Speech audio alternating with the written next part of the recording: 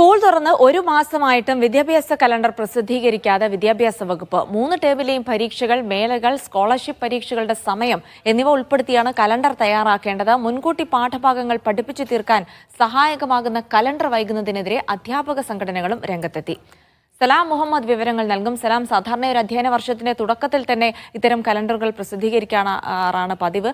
ഇത്തവണ എന്തുകൊണ്ട് ഇങ്ങനെ നീണ്ടുപോകുന്നു? എന്താണ് വിദ്യാഭ്യാസ വകുപ്പ് പറയുന്ന കാരണം?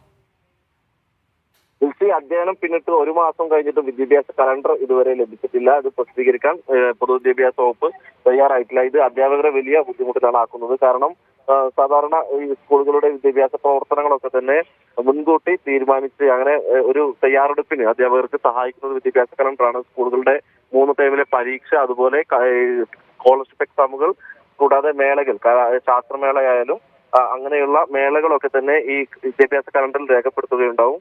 അങ്ങനെ ആ ഒരു വിദ്യാഭ്യാസ കലണ്ടർ പ്രകാരമാണ് സ്കൂളിലെ വിദ്യാഭ്യാസ പ്രവർത്തനങ്ങൾ നടക്കുക. എന്നാൽ ഇത് ഒരു മാസം പിന്നിട്ടും ലഭിക്കാത്തത് അധ്യാപകരെ വലിയ പ്രതിസന്ധിയാണ് ഉണ്ടാക്കുന്നത്. അതുകൊണ്ട് തന്നെ എത്രയും വേഗം വിദ്യാഭ്യാസ കലണ്ടർ പ്രസിദ്ധീകരിക്കണമെന്ന് ആവശ്യപ്പെട്ടുകൊണ്ട് ഇപ്പോൾ KPSTA, KSU അടക്കമുള്ള അധ്യാപക സംഘടനകൾ, പ്രതിപക്ഷ അധ്യാപക സംഘടനകൾ ഇപ്പോൾ രംഗത്തെത്തിയിട്ടുണ്ട്.